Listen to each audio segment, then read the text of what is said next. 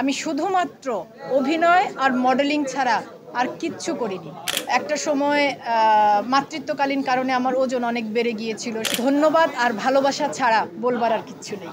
আমি 2005-এ আমার পেশাগত অভিনয় জীবন শুরু করেছিলাম সিসিমপুর দিয়ে। অনেকবার বলেছি, আপনারাও সবাই জানেন।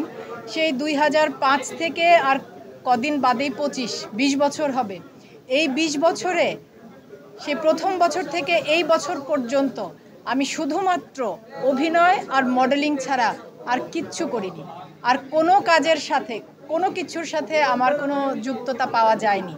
কারণ আমি যখন পেশাগতভাবে কাজটা শুরু করি তখনই আমি সিদ্ধান্ত নিয়েছিলাম যে আমি অভিনেতা এবং মডেল হিসেবে কাজ করতে চাই। আমি যতদিন বেঁচে আছি, সুস্থ আছি, আমি একজন অভিনেতা এবং মডেল হিসেবে কাজ করে যেতে চাই।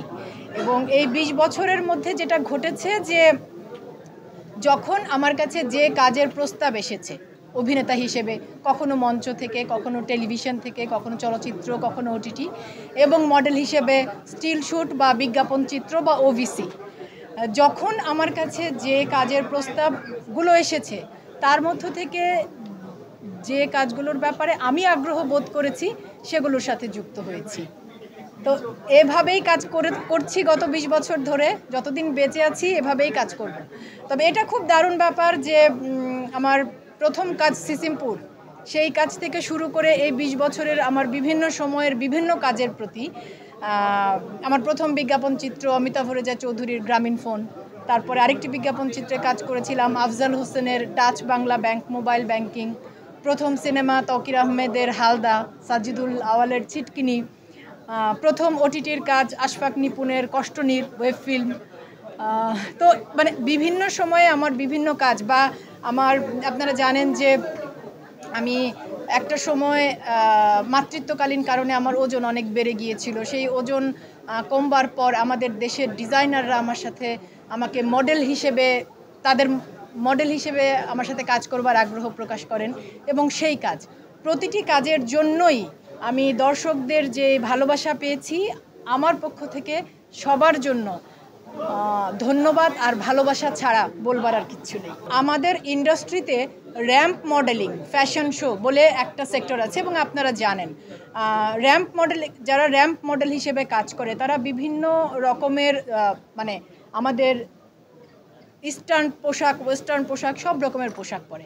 কিন্তু সোশ্যাল মিডিয়া না থাকবার কারণে এগুলো সাধারণ মানুষরা ওভাবে জানতে পেতেন না যে ঢাকায় র্যাম্প শোগুলোতে মডেলরা কেমন পোশাক পরে বা ডিজাইনাররা কেমন পোশাক ডিজাইন করে।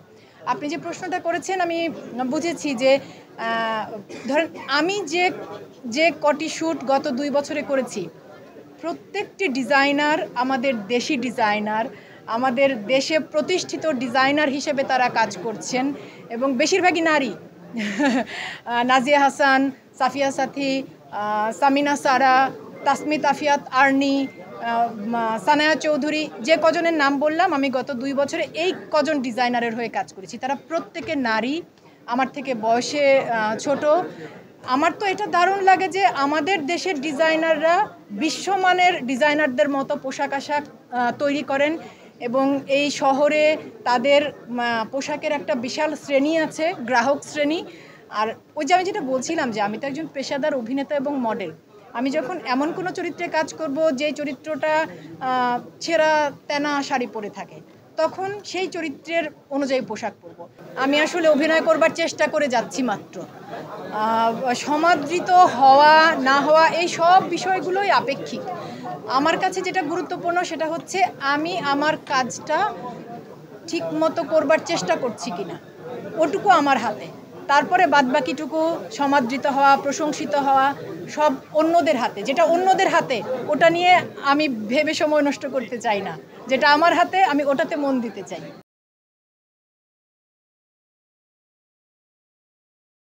Double million offer Walton fridge কিনে পেতে পারেন 20 লক্ষ টাকা, রয়েছে কোটি কোটি টাকার নিশ্চিত উপহার।